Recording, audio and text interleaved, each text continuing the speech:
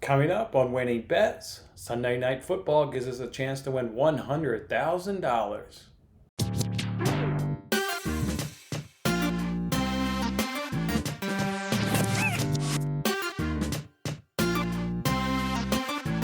Hey, what's going on, everyone? It's Jason Mattis with Winning Bets.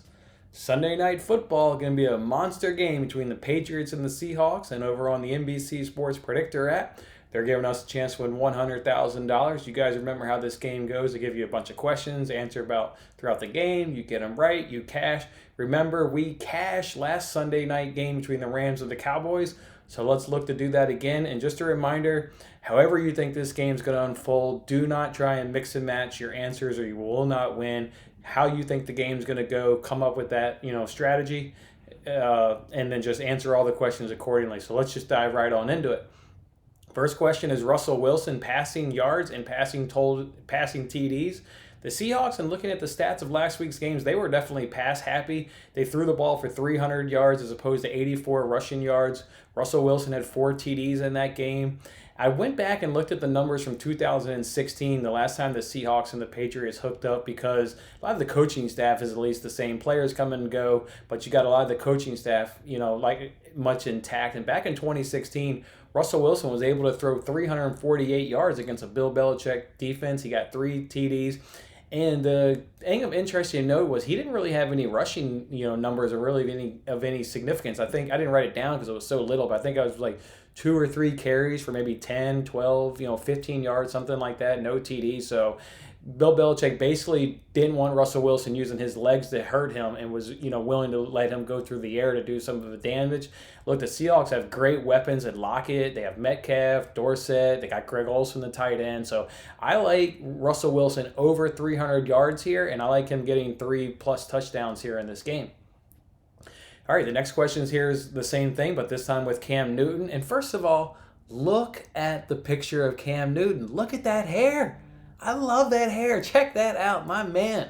I wish I could have hair like that. Congratulations to you, Cam Newton. How is he going to attack this Seattle Seahawks defense? So we know he's a rusher. I mean, just look at the game plan that they deployed against the Dolphins in game 1, over 200 yards rushing. I don't know if they can do that, though, against the Seattle Seahawks defense. He only threw the ball for 140 yards in game 1. I think he's definitely got to be putting the ball up in the air a little bit more against a much better defense here. I think they'll be behind, though, in this game, and I'll get to that a little bit later on when you answer one of the questions with the score, but I think they'll be from behind, so definitely have to throw for more yards. I've got Cam Newton at 200 to 249 yards because they'll definitely still stick to the running game because, that's what Cam Newton's strengths are, doing the zone option and the read play. So, but give me 200 to 249 yards and give me 2 touchdowns there for Cam Newton. All right, the next question here is who's going to catch the first touchdown of the game? I think the Seahawks are gonna win this game, so I think they'll give them scoring the first touchdown. But also the Patriots are so wildly unpredictable. Like you just never know what you're gonna get from a game plan standpoint with that team. So with that unpredictability, which I think Seahawks are gonna probably win this game, so I'm gonna go one of their players. And looking at these options, I'm gonna go with any other player because you get Russell Wilson, which he does have a running threat. We know, probably Bill Belichick will look to neutralize that, but you still get Russell Wilson and his legs. You get Greg Olsen, which is an excellent red zone, threat that they brought over there in the offseason. You get the backup running back of Carlos Hyde. I think Carlos Hyde is a good running back. So give me any other Seahawks player to catch that first touchdown or possibly run it in. Who's going to have the most receiving yards in the first quarter? Again, hard game plan here to predict with the Patriots, so I'm just going to take away all of those players, and I'm just going to pick Metcalf here. I think Lockett is definitely the number 1 wide receiver. The Patriots normally look to take away what you do best. Lockett, the deep threat, that's where, they'll like to be, wanting to take away, I think, most likely. So give me Metcalf here. I don't want to double dip and go Olsen again because I really think maybe Olsen's going to catch that first touchdown. So I don't want to double dip. I'm going to go with Metcalf here for having the most receiving yards here in the first quarter. All right, what about the longest play of the game? And it can either be rushing or receiving. Well, again, I went back to the 2016 box score and looked it up. There were tons of plays in like that 35 to 40 range. The longest was 39, but there were several right in that 35 to 39 range. I'm going to go ahead and answer this question 35 to 42.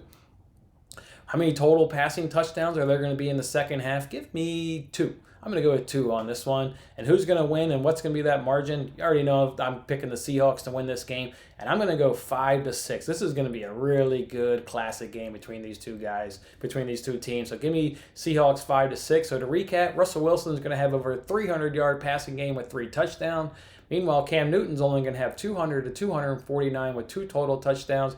Any other player for the Seahawks is going to be responsible for the first touchdown.